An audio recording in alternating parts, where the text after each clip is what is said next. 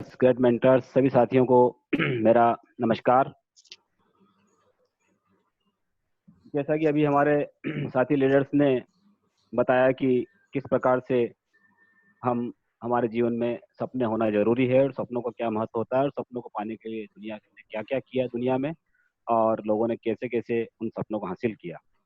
उसी के बाद मैं अपना टॉपिक स्टार्ट करता हूँ कि उन सपनों को पूरा करने के लिए मुझे जो टॉपिक मिला है कि मेंटरशिप का महत्व, कि किस प्रकार से एक मेंटर हमारे जीवन में होना जरूरी है।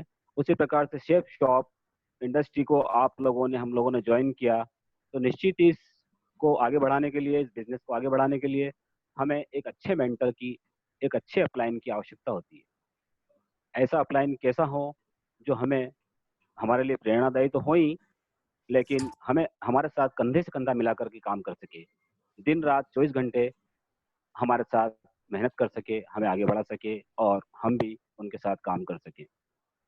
साथियों, गुरु या मेंटर एक ही बात है कि इसका महत्व कबीरदास जी की 2 लाइनों में मैं कहना चाहूंगा।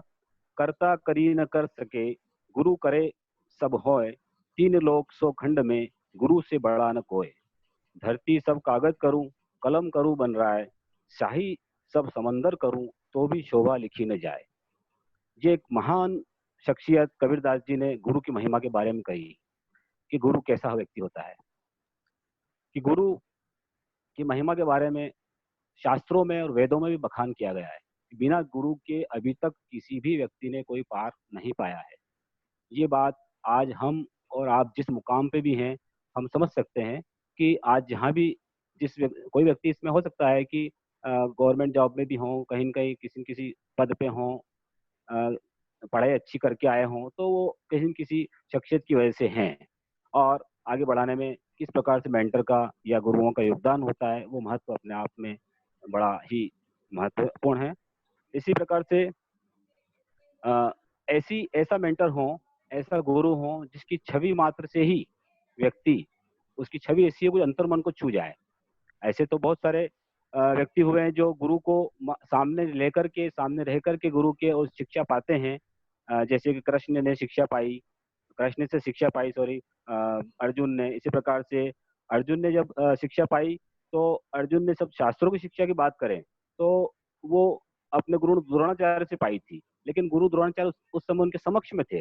लेकिन हम यहाँ बात करें कि एक ऐसा शिष्य भी था जिसने मात्र छवि लेकर के, एक छवि अपने मन में बसा करके, एकलव्य जिसका नाम था, उनने वो शिक्षा हासिल की। यानी कि कह सकते हैं कि गुरु की महिमा इतनी दमदार होती है कि व्यक्ति उनकी अंतर्मन की छवि ही पर्याप्त है व्यक्ति को जीवन में आगे बढ़ने के लिए, अपना निखार लाने के लिए। एक और तरीका ये हो सकता है कि व्यक्ति आगे बढ़ने के साथ साथ अपने गुरु से जो शिक्षा लेता है वो संगति के लेता है, कि हम कैसे व्यक्ति को के साथ काम करें, कैसे व्यक्ति की संगति के साथ मिलकर के, कंधे से कंधा मिलकर के काम करें। अ, उस संगति के बारे में कहा गया है कि a man is known by the company he keeps. एक व्यक्ति की पहचान उसकी संगति से पता चल जाती है।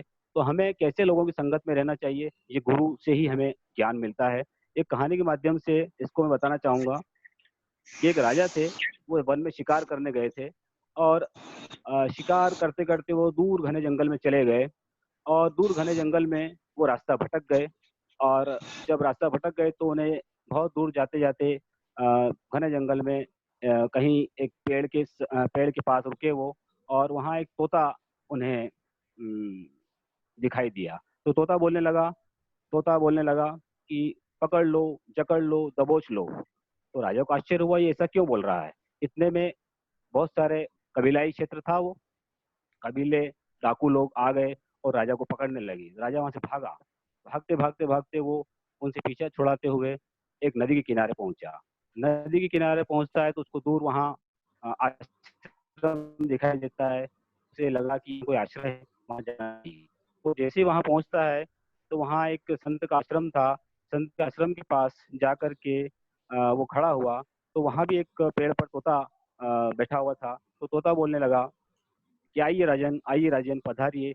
आप बड़े भाग्य हमारे कि आप हमारे दरवाजे पर मेहमान के रूप में पधारे। तो उसे आश्चर्य हुआ कि ये तोता ऐसा क्यों बोला। उन्होंने रहा नहीं गया, उन्होंने जाके साधु से पूछा कि इस प्रकार से मैंने साधुवर बताइए कि मैं एक जंगल में गया था, तब वहाँ उस तोते ने इस प्रकार से पकड़ लो, दबोच लो, इस प्रकार से बोला, और तोता तो एक ही जात का होता है, तो इस प्रकार से ये अलग-अलग वाणी क्यों बोल रहे हैं?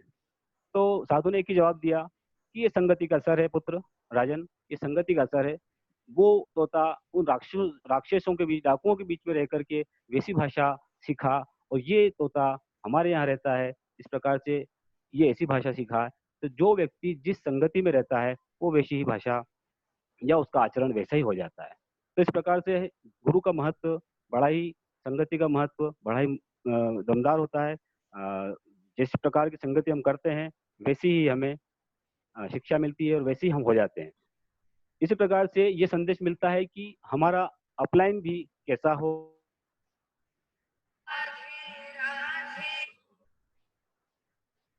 अपलाइन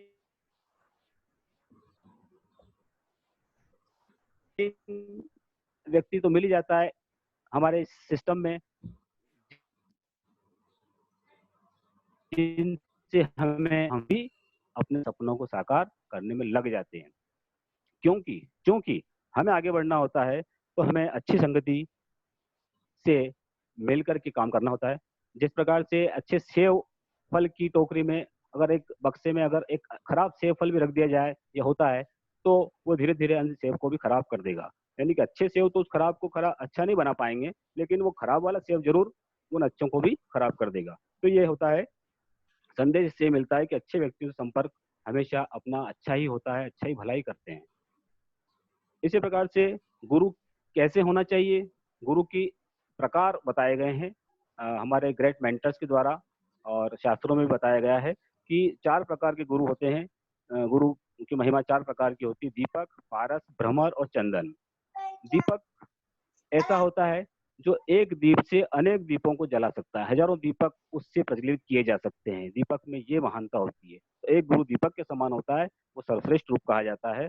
तो अपलाइन भी वही करता है हमारा, कि वो निरंतर अपने जैसे गुणों वाले व्यक्तियों में निखार करके, निरंतर उन्हें ट्रेनिंग दे करके, निरंतर उन्हें निखारने का प्रयास करता है, दीप से दीप जला करके रोशनी को आगे बढ़ाने का प्रयास करता है।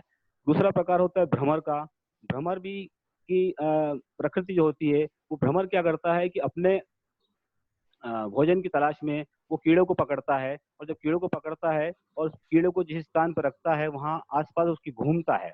घूमता है और घूम-घूम के आवाज़ करता है, और उसके चक्कर लगाता जाता है, और जब वो चक्कर लगाता जाता है, तो थोड़ी देर बाद वो जो कीड़ा पड़ा हुआ रहता है, घायल अवस्था में रहता है, वो उस भ्रमर की आवाज़ सुन-सुन करके, निरंतर सुन-सुन करके वो भी वही आवाज़ गुंजन करने लग जाता है, और उसकी संगति में रह करके धीरे-धीरे वो कीड़ा भी भ्रमर का रूप धारण कर लेता है। तो ये होता है संगति का असर। तो इस प्रकार से ये 2 प्रकार के गुरु, सर्वश्रेष्ठ गुरु कहे गए हैं, एक दीपक के समान प्रज्वलित होने वाले और भ्रमर के समान गुंजन करने वाले। तो इस प्रकार से ये दोनों ही गुरु की पहचान हमें करना होती है, और उन गुरुओं को हमको सिलेक्ट करना होता है। दिशा ट्रेनिंग में भी हमारे शिव पंडित शिव जी शर्मा जी ने, शिव कुमार जी शर्मा जी ने यही कहा था कि आप अपने जीवन में एक अच्छे मेंटर का सिलेक्शन ज़रूर कर लेना, क्योंकि इस बिज़नेस को आगे बढ़ाने के लिए आपको एक अच्छे मेंटर का सहयोग मिलना ज़रूरी होगा। और उस मेंटर, जब आपको अच्छा मेंटर मिल जाए, आपको लग जाए कि ये दमदार व्यक्ति है, ये व्यक्ति ही इसमें वो सारे गुण हैं, या उसको बिज़नेस का पूरा नॉलेज है, उसके पास समय पूरा है, देने को वो तैयार होता है, तो वो अच्छा ट्रेंड व्यक्ति है, तो वो व्यक्ति की तलाश करके आप उसके साथ कंधे से कंधा मिलाकर काम कर लेना, आप बिज़नेस की ऊँचाइयों को छू जाएँगे। तो उनके इन वाक्यों को ध्यान में रख कर के हमने भी हमारे ग्रेट मेंटर्स चुने, और उनके साथ मिल कर के हम कंधे से कंधा मिलाकर काम कर रहे हैं। और इसके साथ-साथ एक और सफलता के लिए ज़रूरी होता है कि जिस प्रकार से गुरु तो होता ही है, वो अपने जैसा बनाने की हर व्यक्ति को कोशिश करता है। लेकिन वो जो शिष्य उसको चुनता है, उसमें उसमें भी कम से कम वो योग्यता होना चाहिए। क्योंकि शिव कुमार शर्मा जी ने एक बात बताई थी कि ये पात्रता के ऊपर खेल है सारा, कि आपको गुरु तो सबको बराबर ज्ञान देता है, लेकिन ग्रहण वही कर पाता है जो पात्र होता है। यानी कि पात्रता का खेल है सब, कि आप में पात्रता कितनी है। तो आप पात्र तभी होंगे जब आप में गुरु के प्रति अगाध श्रद्धा होगी। जब आप श्रद्धा के साथ पूरी बिना कोई दिमाग लगाए हमारे बिजनेस कहता है इसमें आपको लेकिन, किंतु, परंतु नहीं लगाना है।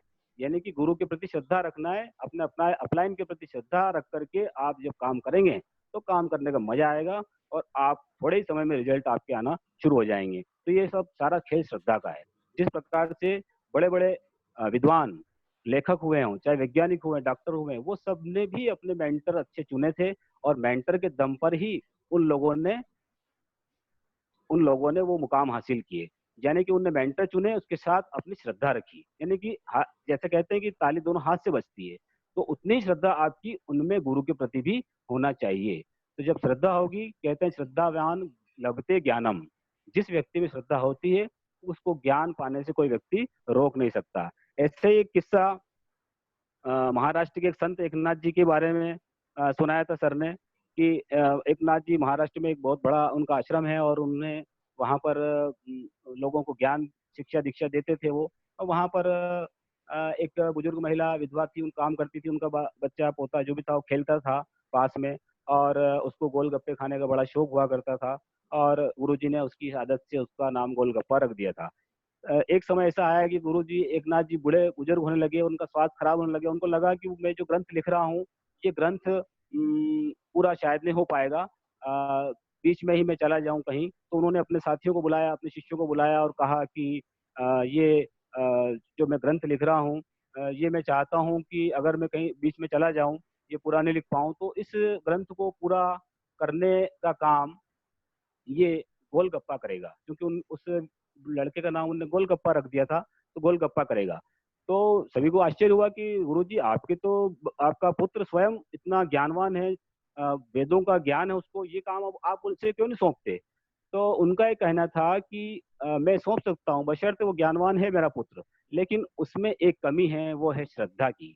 उसमें ज्ञान तो है लेकिन मेरे प्रति उसमें श्रद्धा नहीं है, तो उससे मुझे उसके ऊपर विश्वास नहीं है कि वो शायद ही इस काम को कर पाएगा। लेकिन क्योंकि गोलगप्पा में के अंदर ये सारी श्रद्धा का श्रद्धा वास करती है, इसलिए वो इस काम को कर पाएगा। और कहा जाता है कि वास्तव में जब उसके ऊपर श्रद्धा ने पूरा काम किया और वास्तव में श्रद्धा जब दिखाई और वो जो ग्रंथ है वो उस व्यक्ति गोलगप्पे नामक व्यक्ति ने ही पूरा किया। तो ये श्रद्धा का सार था कि श्रद्धा किस प्रकार से व्यक्ति को महानतम बनाने में, मेंटर के साथ महानतम बनाने में रोक नहीं सकती। तो इस प्रकार से कि मेंटर में पूरी श्रद्धा रखिए आप, पूरी आस्था रखिए आप, तो आप निश्चित ही इस खेल को जीत जाएंगे। कोई बड़ी बात नहीं है। हनुमान जी का उदाहरण ले लें, कृष्ण और अर्जुन का उदाहरण ले लें, सब लोगों ने अपने अपने गुरुओं में पूरी श्रद्धा के साथ काम किया था। ज्यादा डिटेल में नहीं जाना चाहूंगा, वो